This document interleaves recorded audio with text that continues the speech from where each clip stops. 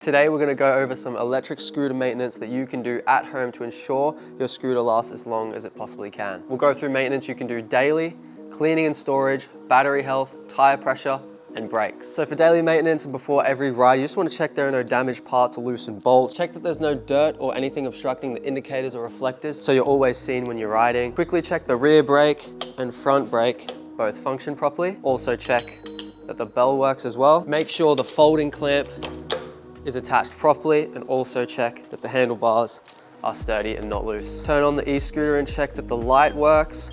Also the indicators, if it has indicators, as you can see, this one works perfectly. Check the battery level, make sure the display is working as it should, and that is pretty much it for daily maintenance that you need to check before every single ride. So to clean your e-scooter, simply just wipe it down with a wet, soft cloth. If there's hard dirt to remove, you can use a toothbrush or a scrub. Lightly scrub that and then use a wet, soft cloth again to wipe all of that off. Don't spray it with a hose or a gurney or anything. That is absolutely overkill. You just need to wipe it down with a wet, soft cloth, and before you do that, make sure the scooter is turned off. You have the charging port cap closed to ensure none of the electronics get damaged. Try your best to store the scooter inside in a cool, dry place, because storing it outside for an extended period of time can accelerate the aging process of the scooter. Now onto the tires. The tire pressure needs to be checked regularly, and on this scooter, the tire pressure for the front and rear is 30 psi. It'll be different for every scooter, so check the manual for your scooter, but for this scooter, it's 30 psi. Also, check the tires for any cuts and nicks, and if it keeps deflating, pump it up, put your ear close to the tire, and if you can hear a whistle,